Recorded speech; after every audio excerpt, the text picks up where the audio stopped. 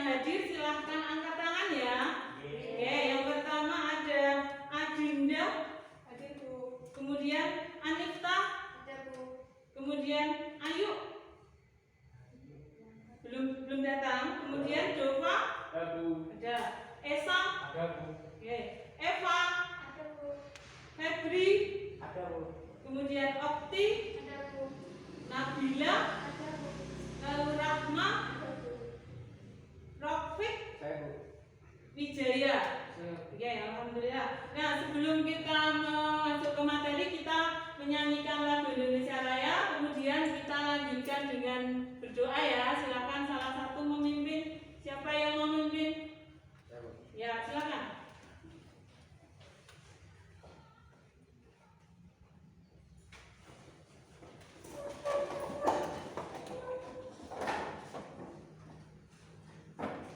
Hiduplah Indonesia Raya. Indonesia tanah airku, tanah tumpah darah. Di sanalah aku berdiri, jadi pandu ibuku. Indonesia kebangsaanku, bangsa dan tanah airku. Marilah kita bersatu, Indonesia bersatu. Hiduplah tanahku, hiduplah negeriku, bangsaku rakyatku semuanya. Bangunlah jiwanya, bangunlah padanya, untuk Indonesia Raya. Indonesia Raya, merdeka, merdeka, tanahku, negeriku yang ku cinta. Indonesia Raya, merdeka, merdeka, hiduplah Indonesia Raya. Indonesia Raya, merdeka, merdeka, tanahku, negeriku yang ku cinta. Indonesia Raya, merdeka, merdeka, hiduplah Indonesia Raya. Untuk mengawali pembelajaran pada pagi hari ini, berdoa mulai.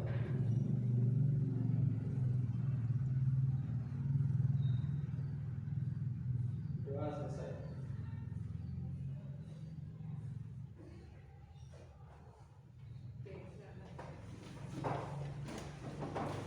Oke, baik anak-anak. Alhamdulillah hari ini kita bertemu kembali dengan Bu Rini dalam pelajaran operasi teknik kimia. Semua dalam keadaan sehat ya?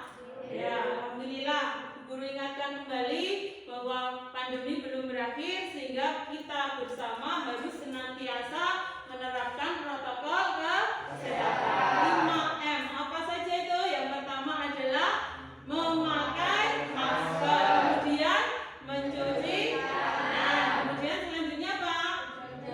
Ya, menjaga jarak. Kemudian yang keempat, menjauhi kerumunan, dan terakhir adalah mengurangi mobilitas. Nah, semoga dengan menjaga protokol kesehatan kita membantu dalam pencegahan atau penyebaran COVID-19. Nah, sebelum kita mulai pembelajaran biar tambah semangat, kita yel-yel dulu ya, Nayang ya. Oke, yel-yel SMK kita. Oke ya, SMK Bisa. SMK Negeri 1 Mojosongo. Luar biasa. Teknik kimia. Saya. Oke, tepuk tangan untuk kita. Oke, baik anak-anak. Sebelum kita masuk ke materi kita hari ini, kita akan mengulang terlebih dahulu materi sebelumnya ya. Bisa dilihat pada layar bahwa sebelumnya kalian sudah mengikuti atau memahami berbagai jenis proses pemisahan bahan. Tetapi ini saya hanya mengambil dua saja yang paling dekat, yang beberapa pertemuan yang lalu kita membahasnya. Yang pertama ada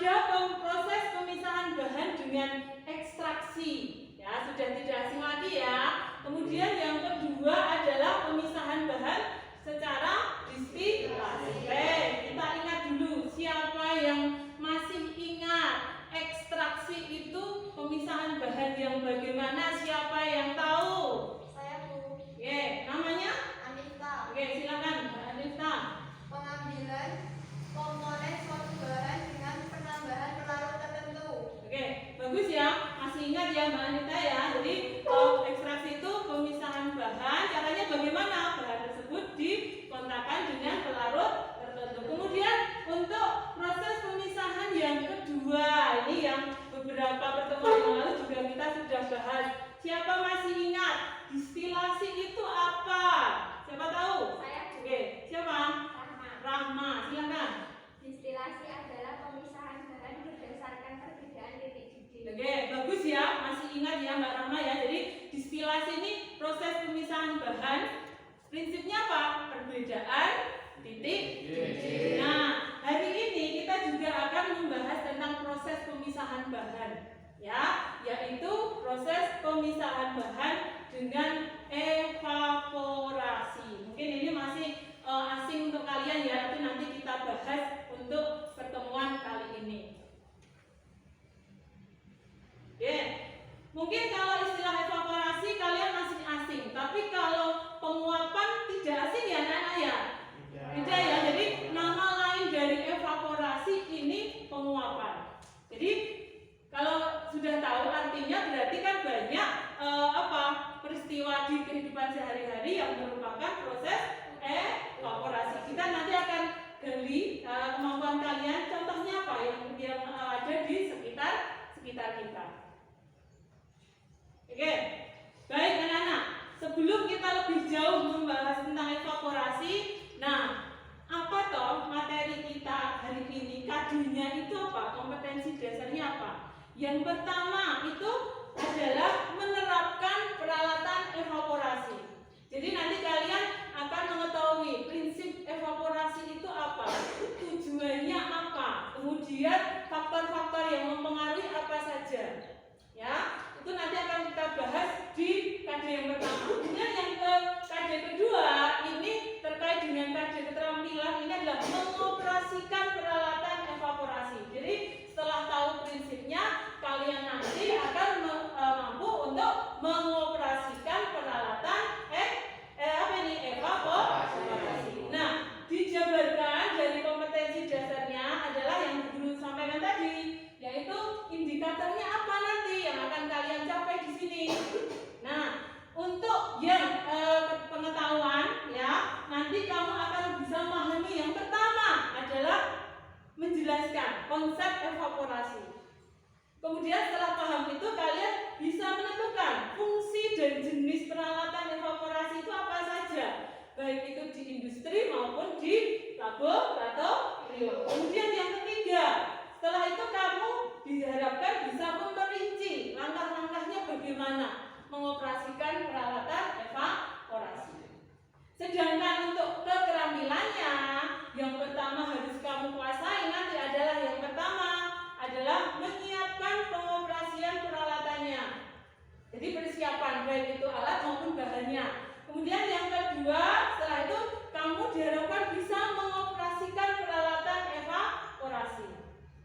Kemudian selanjutnya kamu bisa menentukan analisa terhadap hasil proses evaporasi. Paham ya ini ya untuk tujuan pembelajaran kita hari ini ya? Oke. Untuk selanjutnya, nah selama kita hari ini bertatap muka, apa saja yang harus kalian capai nanti? Jadi cakupannya nanti yang pertama ada pemaparan materi, di mana di dalamnya ada video pembelajaran.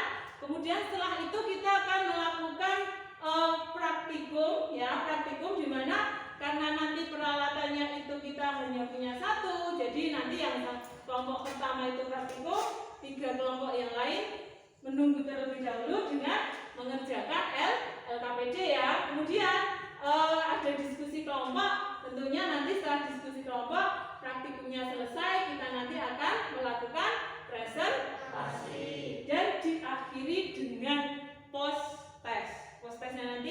ganda. Nanti akan kita langsung kerjakan hari ini. Paham ini untuk kegiatan kita hari ini? Paham ya? Jelas ya apa yang Bu Guru sampaikan ya? Ya. Oke. Perhatikan gambar yang ada di layar. Ya. Coba siapa tahu? Ini gambar yang ada di layar ini cukup jelas ya? Coba siapa tahu? Gambar apa ini? Gambar apa ya? Oke, membuat garam. Oke, yang membuat garam. Garam itu kan kita konsumsi setiap hari. Sekarang saya mau tanya ya, biar semangat ya. Saya mau tanya ke Esa. Esa, coba. Sudah dilihat gambarnya? Coba. Di situ membuat garam. Bahannya apa Mas Esa? Air laut, Bu. Air laut. Supaya jadi garam diapakan? Diapakan? Oh iya, diuapkan. Berarti kalau penguapan dia butuh apa? Butuh energi sinar matahari. Oke, bagus. Kemudian hasilnya apa proses penguapan itu? Kristal garam, Bu. Oke, bagus ya. Jadi ada apa disebutkan asalnya dari air laut, kemudian diuapkan dengan bantuan energi panas, hasilnya adalah kristal garam. Itu gambar yang pertama. Sekarang kita masuk di gambar yang kedua. Oke, ini menurut guru sudah tidak asing lagi. Gambar apa itu? Ya, yang benar. Apa itu? Dulu kalian pernah membuat minyak kelapa? PCO ya? Ya. Prosesnya pertama adalah kita pisahkan ya. Ada bagian skim dan krim ya. Kemudian bagian atasnya ini adalah minyak tapi masih tercampur di belundung. Oke, setelah dilakukan proses pemisahan di corong pisah, proses selanjutnya apa? Siapa masih ingat? Diapakan? Oke, diapakan? Oke, dipanaskan ya. Nah, sekarang saya mau tanya ke Mbak Seni. Ya. Oke, sekarang Bu Guru ingin tanya, pernah membuat VCO ya Mbak? Oke. Tujuannya apa? Kenapa itu harus dipanaskan? Untuk menghilangkan air. Menghilangkan airnya. Caranya bagaimana kok airnya bisa hilang? Ya, berarti dipanaskan. Terus hasilnya apa? Minyak kelapa murni. Minyak kelapa murni. Jadi tadi yang dijawab oleh Mbak Seni, tujuannya adalah menghilangkan airnya. Nah, caranya bagaimana? Dengan menambahkan energi panas. Ya, kemudian hasilnya adalah minyak kelapa yang dari dua gambar ini bisa dipahami? Bisa. Sekarang kita lihat, kita bandingkan dua gambar yang tadi sudah kamu lihat. Oke, keduanya memiliki kesamaan yang terkait dengan tujuannya, energinya, dan hasilnya. Sekarang, siapa yang mau menyimpulkan dua gambar ini kesamaannya apa? Siapa? Saya, Bu. Oke, namanya? Wijaya. Oke, silakan dijawab Wijaya. Bertujuan untuk menghilangkan air. Iya, satu. Kemudian? Energi yang dibutuhkan adalah energi panas. Produk yang dihasilkan adalah produk murni. Oke, tadi berdasarkan jawaban Wijaya, yang pertama adalah tujuannya adalah menghilangkan air atau pelarutnya, gitu ya.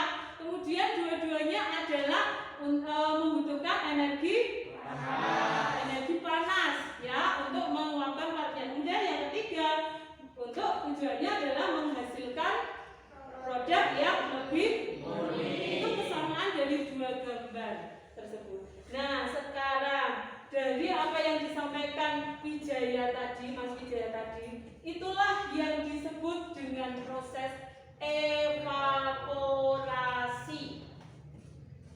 Ya, evaporasi. Nah, sekarang setelah kalian tadi memahami ya apa yang disampaikan oleh Mas Wijaya, siapa tahu ini berarti proses evaporasi itu proses yang bagaimana? Siapa yang tahu? Saya, Bu. Oke, silakan namanya. Dova. Oke, silakan. Proses penambahan panas pada suatu larutan sehingga pelarut tersebut menguap. Oke, penambahan panas pada suatu larutan sehingga pelarutnya akan menguap. Oke ya, bagus ya apa yang disampaikan saya tampilkan di layar bahwa proses evaporasi itu adalah betul tadi apa yang disampaikan Mas Jova, yaitu proses penambahan panas pada suatu larutan. Tujuannya apa? Supaya pelarutnya itu menguap sehingga dihasilkan produk yang lebih murni.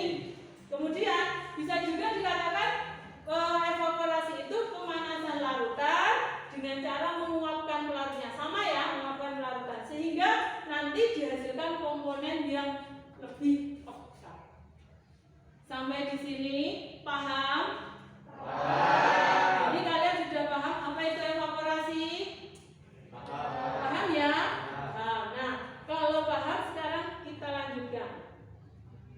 Nah, prosesnya sudah tahu, prinsipnya sudah tahu. Sekarang yuk bersama-sama kita membuat contoh proses evaporasi. Yuk, siapa yang mau memberi contoh? Oke, namanya siapa? Eva. Contohnya apa Mbak? Menjemur pakaian. Menjemur pakaian. Betul nggak itu evaporasi? Betul nggak? Yang keras nggak? Betul nggak? Oke. Kemudian yang selanjutnya siapa mau beri contoh? Oke, siapa namanya? Febrian. Contohnya apa Mas? Memasak air. Memasak air. Ya, memasak air. Betul nggak itu di dalamnya ada proses evaporasi? Kemudian satu lagi, ya, satu lagi siapa yang mau memberi contoh? Siapa? Ada? Tidak ada. Ya, tidak ada. Jadi proses evaporasi itu sebenarnya sudah ada di sekitar kita. Tadi Mbak, siapa tadi? Eva memberi contoh, misalnya menjemur pakaian. Berarti kan di situ ada proses perubahan fase, ya, dari cair menjadi uap. Kemudian tadi si Mas Febri memberi contoh ketika kita masak air, ya, ketika airnya sudah mendidih terjadi proses evaporasi. Jadi dari air berubah jadi uap, ya. Mungkin ketika masak air itu mula-mula penuh tekonya, tapi beberapa saat kamu lupa, di situ tinggal setengah, hilang kemana? Berarti dia adalah menguap. Kenapa menguap? Karena adanya energi panas. Paham ya? Dipaham ya ini ya? Oke. Contoh sudah sekarang. Nah, kita ini hanya menyimpulkan saja ya. Jadi tujuannya apa tadi? Sebenarnya sudah kalian jawab. Ya, tujuan evaporasi itu tentunya adalah ya untuk meningkatkan konsentrasi, ya, konsentrasi atau kekentalan atau viskositas dari suatu larutan. Atau bisa juga dikatakan dia tujuannya apa? Menurunkan kuantitas atau jumlah dari pelarutnya.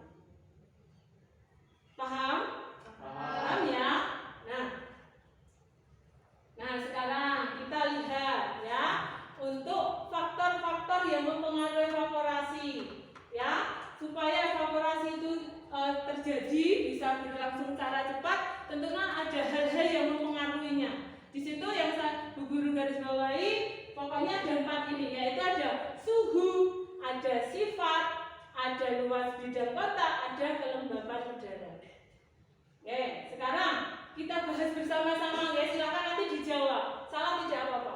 Yang pertama adalah suhu, karena tadi dikatakan untuk evaporasi butuh energi panas. Faktor yang pertama adalah suhu. Siapa yang mau menyampaikan pendapatnya? Kira-kira pengaruhnya apa suhu terhadap proses evaporasi? Siapa tahu? Saya Bu. Ya, namanya? Adinda. Silakan dijawab Adinda. Semakin tinggi suhunya, proses evaporasi semakin cepat. Oke, berarti kalau evaporasi semakin cepat jika suhunya tinggi gitu ya. Itu ya Dinda ya. Kemudian yang kedua, kita lihat. Pertama adalah sifat cairannya atau sifat bahan yang mau kita evaporasi. Siapa yang mau berpendapat? Saya Bu. Oke, namanya? Nabila. Nabila, silakan dijawab. Jika pelarutnya mudah menguap, maka evaporasinya lebih cepat. Oke, berarti kalau bahannya mudah menguap, artinya kan titik didihnya tinggi apa rendah itu? Tinggi apa rendah? Mudah menguap itu? Tinggi apa rendah? Ayo, tinggi apa rendah? Rendah. Kan mudah menguap, titik didihnya kan rendah ya. Jangan salah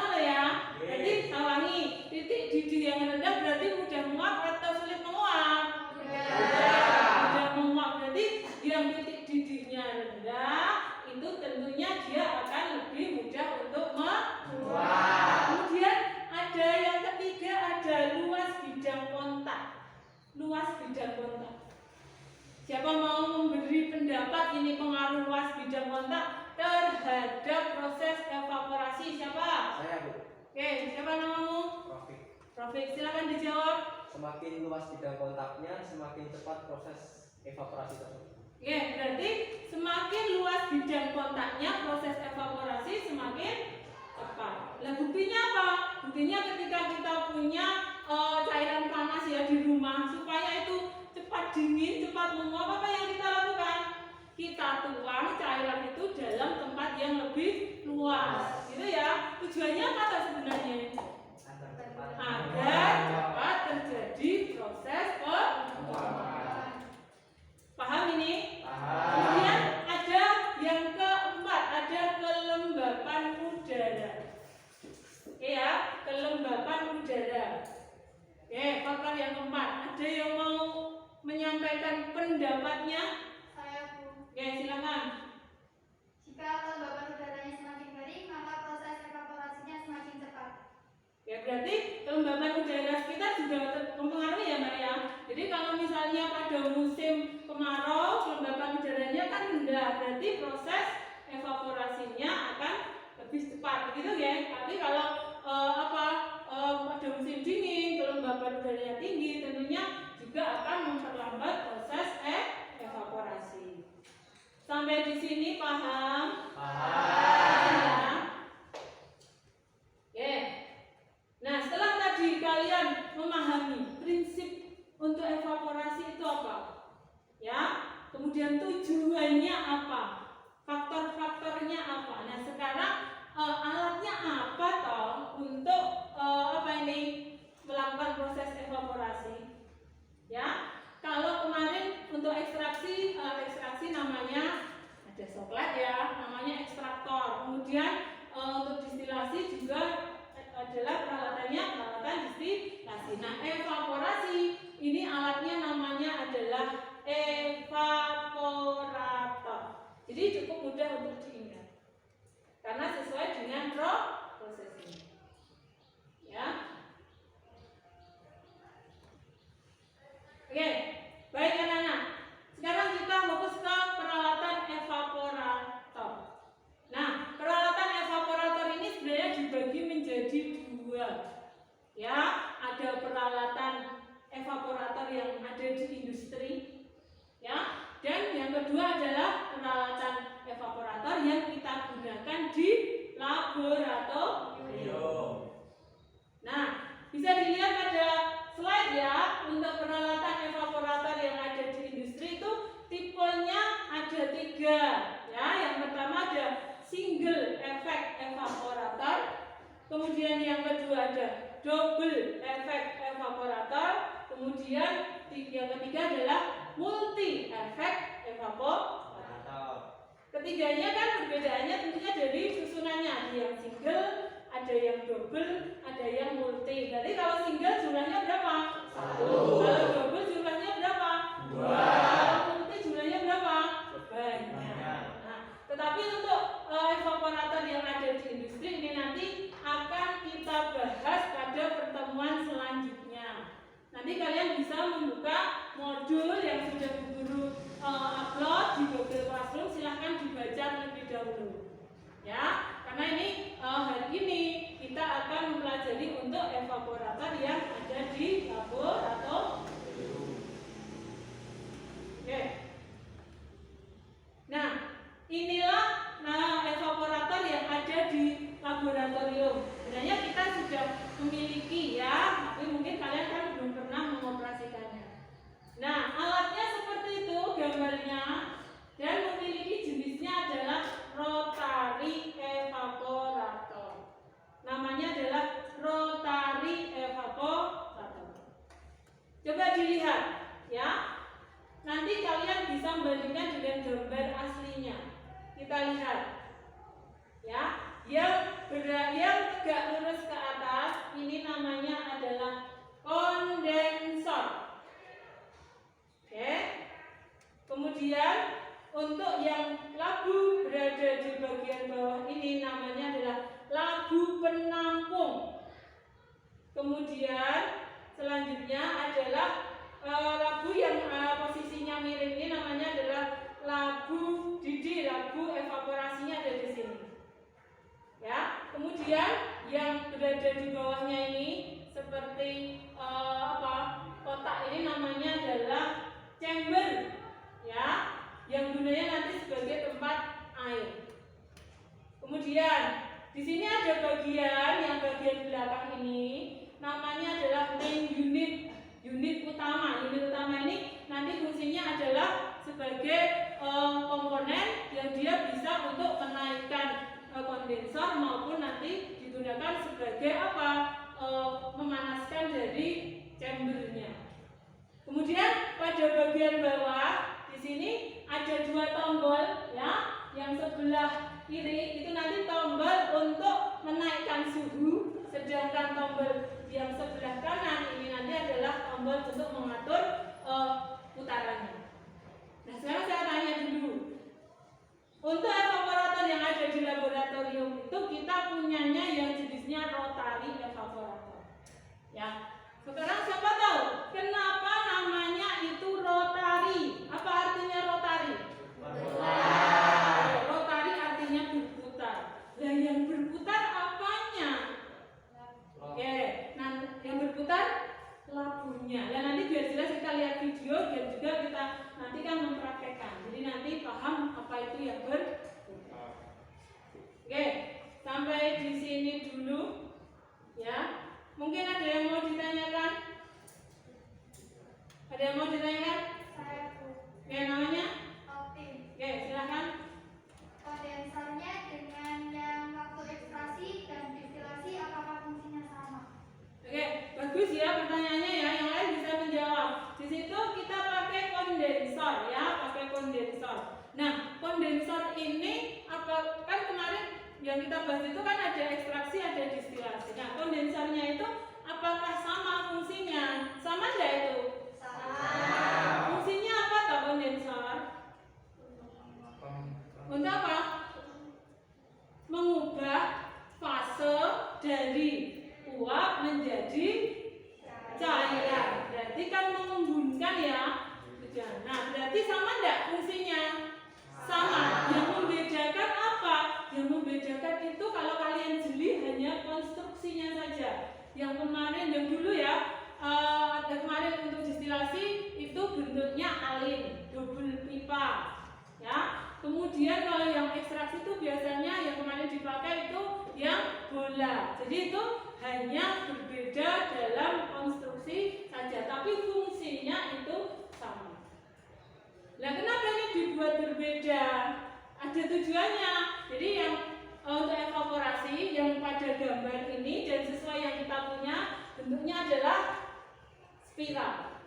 Ya, sedangkan yang kemarin untuk distilasi bentuknya kan double pipa. Nah, bedanya apa ini? Bedanya terkait dengan proses perpindahan panasnya.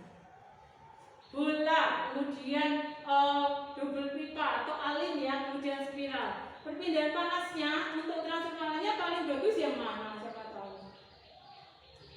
Ada yang tahu?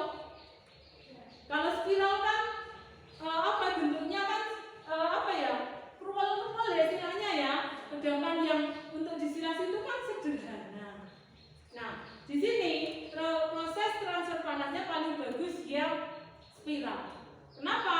Karena semakin kecil, ya, semakin kecil ukuran pipanya, berarti itu semakin luas transfer panasnya. Jadi memang paling baik itu yang spiral. Tapi kelemahannya apa? Kelemahannya nanti membersihkannya susah. Kalau yang tipenya alin kan tinggal barannya kita bersihkan, itu langsung bersih. Tapi kalau yang spiral itu kita memang sulit untuk membersihkan karena memang konstruksinya yang rumit. Ini. Nah, mungkin ada yang mau ditanyakan lagi? Tidak jelas apa yang saya sampaikan? Nah, sekarang Bu Guru yang akan bertanya ya. Berarti di sini nanti kan pada labu ini isinya apa? Labu yang di sini nanti diisi apa? Diisi apa ini? Bahan yang mau kita pisahkan. bahan yang mau kita evaporasi. Kemudian dipanaskan, apakah nanti pemanasannya langsung? Tidak. Pemanasannya bagaimana? Pemanasannya melalui media air. Siapa yang tahu? Ini untuk cairannya ini tujuannya apa? Kenapa pemanasannya menggunakan media cairan atau air? Siapa tahu? Saya Bu. Ya. Agar panasan tidak hilang ke lingkungan. Ya, bagus ya. Berarti penggunaan air ini tujuannya adalah untuk mempertahankan panasnya, ya, agar panas itu tidak hilang ke lingkungan. Apa akibatnya? Berarti panasnya itu bagus untuk memanaskan larutannya. Kemudian terkait dengan proses evaporasi akan lebih cepat. Begitu ya. Jadi ada tujuannya. Nah, sekarang untuk lebih detailnya kita lihat bagian-bagiannya. Yang pertama, ini lebih jelas ya. Itu tadi adalah yang berada di bagian bawah. Ya, mungkin gambar yang Bu Guru sampaikan ini agak beda dengan yang kita punya. Namanya adalah water chamber. Ya, water chamber ini adalah sebagai tempat, ya, tempat untuk apa? Untuk labu yang isinya bahan untuk evaporasi itu dipanaskan. Jadi namanya adalah water chamber. Oke, selanjutnya ini namanya adalah labu alas bulat. Ini bentuknya, konstruksinya agak berbeda dengan labu-labu yang kita pakai untuk distilasi maupun untuk ekstraksi. Ya, bentuknya agak pipih, memanjang. Kenapa? Karena ini nanti akan kita pasang miring, kemudian dia nanti akan berputar di water chamber. Jadi memang sengaja konstruksinya berbeda dengan labu alas bulat yang biasa kita pakai untuk distilasi dan ekstraksi. Paham ya yang ini ya? Nah, kemudian lanjut untuk alat yang ketiga yang tadi Bu Guru sampaikan, ada main unit utama yang letaknya tadi ada di bagian mana tadi? Belakang. Nah, main unitnya nanti ada dua ya. Yang sebelah kanan tadi itu nanti untuk pengatur suhunya. Jadi nanti elemen yang nanti menaikkan suhu nanti yang berada di sebelah kanan. Sedangkan main unit yang berada di sebelah kiri, ya, itu nanti adalah elemen yang fungsinya untuk apa? Sebagai motor penggerak, ya, untuk menaikkan atau menurunkan kondensornya.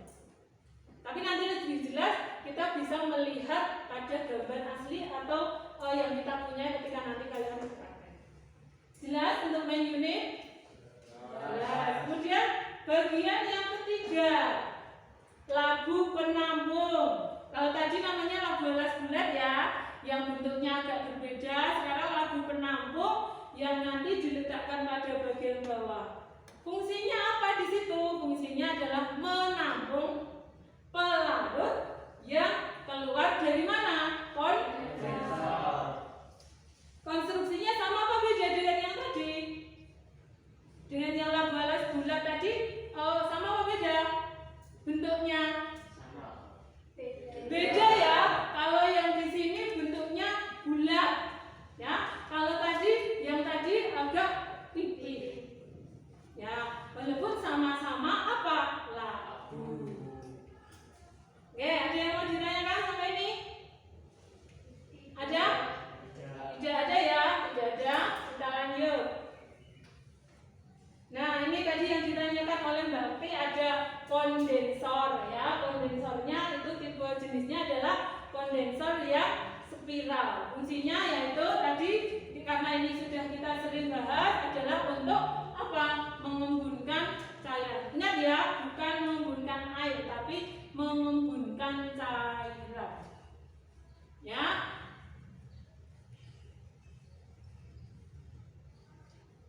Nah, sekarang gini. Misalnya, Bu Guru atau kita akan melakukan proses ekstraksi. Ekstraksi. Betul. Bisa dilihat pada layar. Nah, kira-kira bagaimana cara mengambil ekstrak ya daun cengkeh menggunakan pelarut alkohol, menggunakan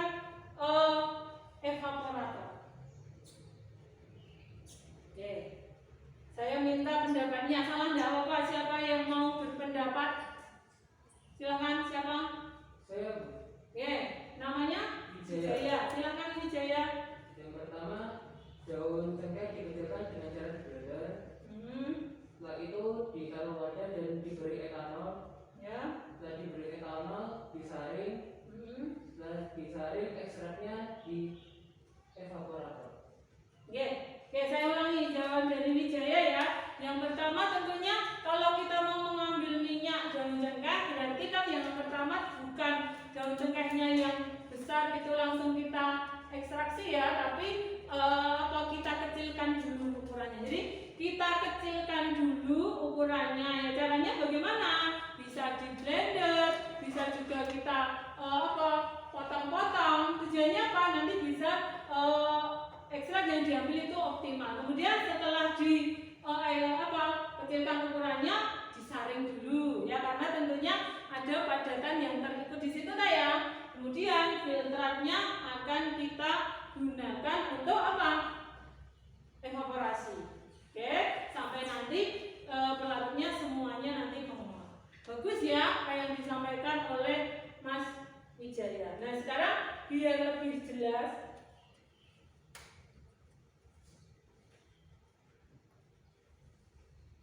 untuk memahami tadi apa yang disampaikan tentang pemisahan atau pengambilan minyak daun cengkeh dengan pelarut alkohol tadi dengan evaporasi, silahkan dilihat dulu video yang ada pada layar.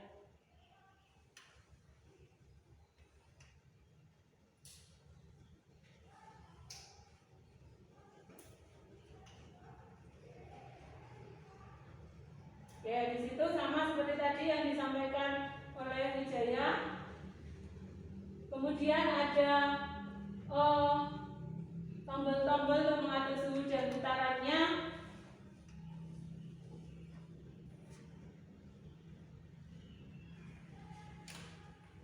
Kemudian ada pompa vakum nanti yang membantu untuk mempercepat proses evaporasi.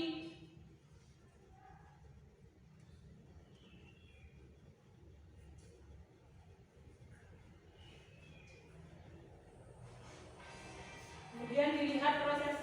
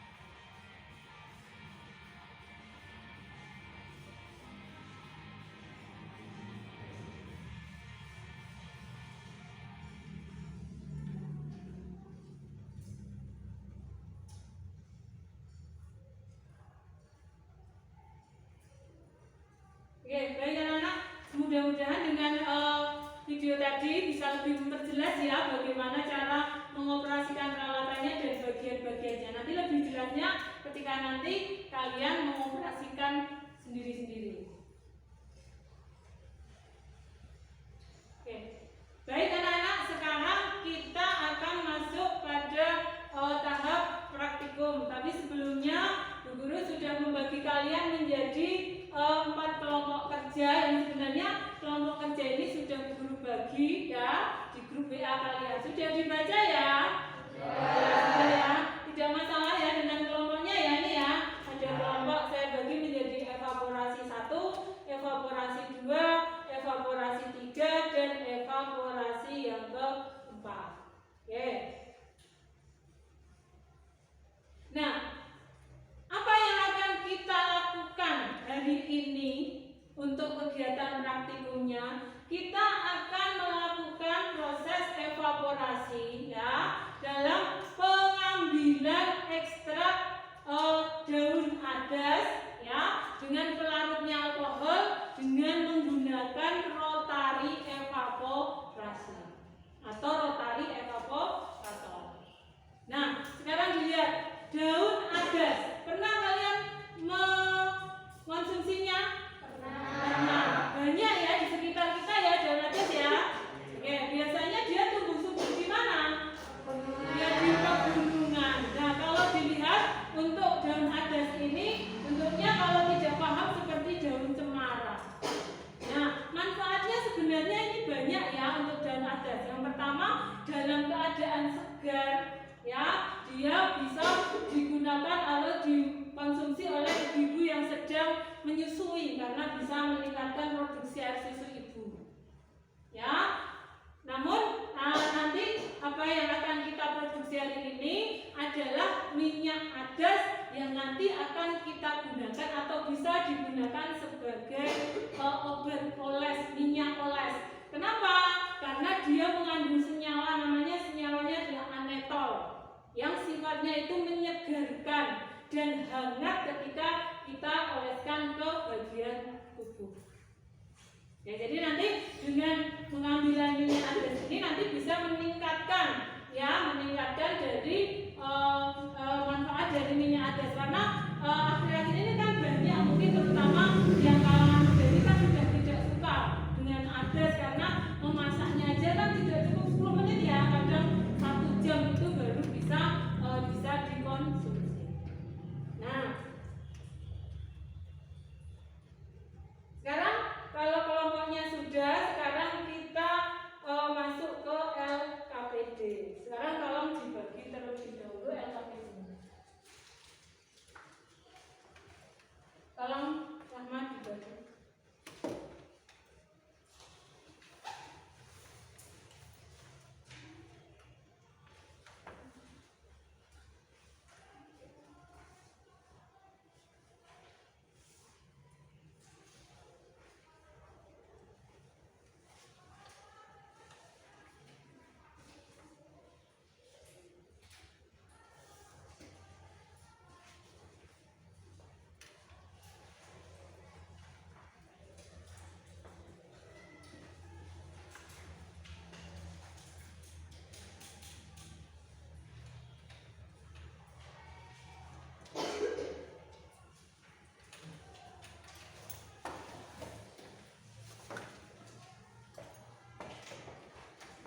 Ya, baik anak-anak, semuanya sudah menerima LKPD semuanya? Sudah ya. Nah, sebelum kita melakukan kegiatan praktikum, maka Bu Guru jelaskan dulu terkait dengan LKPD. Seperti tadi yang Bu Guru sampaikan, tujuan kita hari ini adalah mengambil minyak atau ekstrak daun adas dengan menggunakan pelarut alkohol dengan rotari evaporator. Nah, alat dan bahannya sudah bisa dilihat pada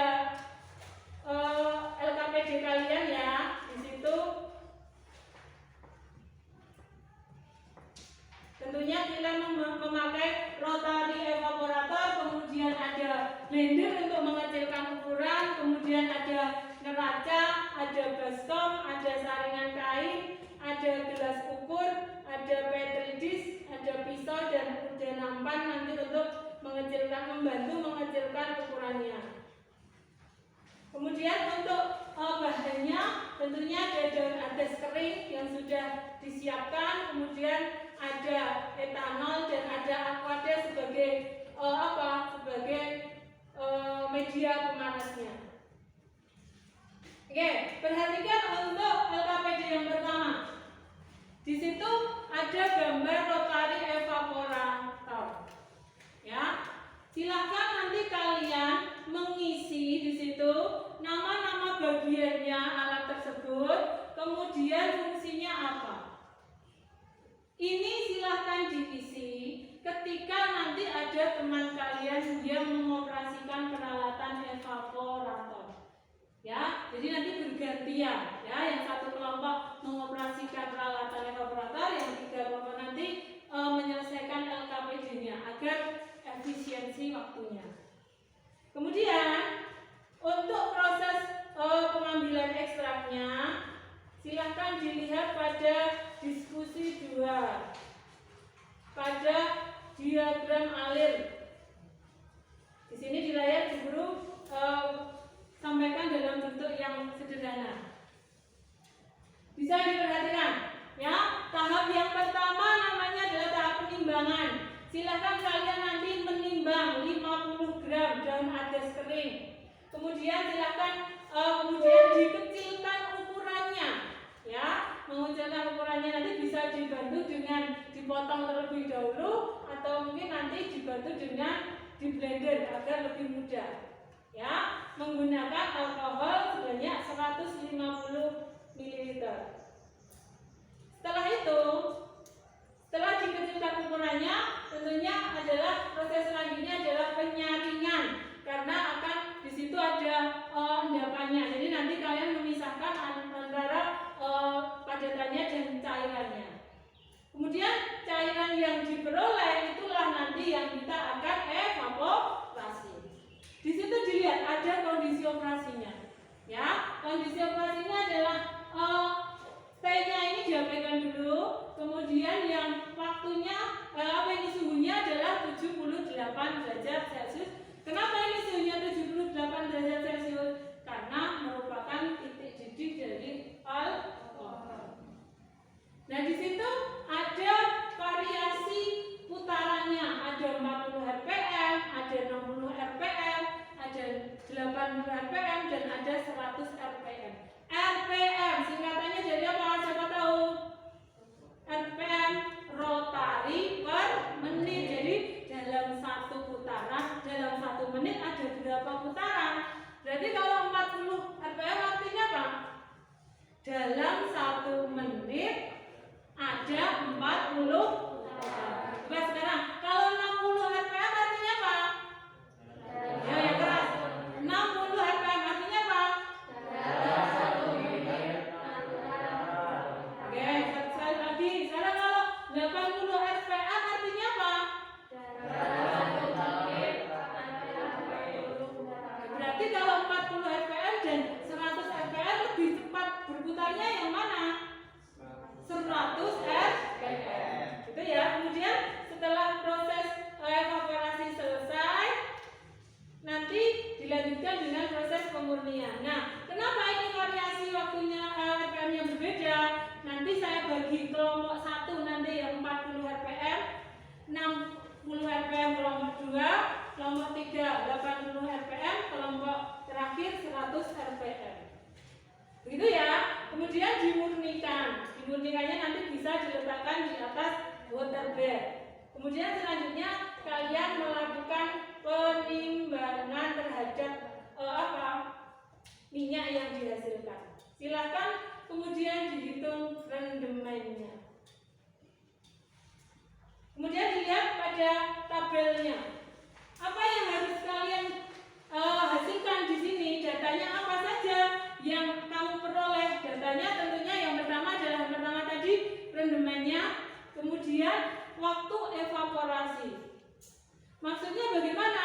Jadi gini, dalam RPM tertentu itu butuh waktu untuk menguapkan larutnya itu berapa? Jadi tadi saya variasi kelompok 1 40 rpm, kelompok 2 60 rpm, kelompok 3 80 rpm, kelompok 4 100 rpm. Jadi dari 4 kelompok nanti silahkan dibandingkan dengan jumlah bahan yang sama, dengan alat yang sama, kemudian tapi dengan putaran yang berbeda, apa pengaruhnya terhadap waktu evaporasi. Itu nanti yang harus kamu laporkan di LKPD ini. Sampai di sini ada yang mau ditanyakan? Jelas apa yang guru sampaikan? Oke. Kemudian sebelum kita praktikum perhatikan dulu. Nah, jadi nanti dalam kegiatan praktikum silakan dilihat ya. Di situ ada komponen apa yang akan dinilai. Yang pertama ada persiapan bahan, ada nilainya. Kemudian prosesnya evaporasi juga dinilai. Kemudian hasil pengamatan, ada sikap kerja dan waktu kerja. Jadi nanti penilaian terhadap kegiatan praktikum ini bersifat kumulatif jadi 5 bagian ini. Ya, jadi jangan kalian harus bekerja sama dengan temannya supaya nanti memperoleh nilai yang maksimal.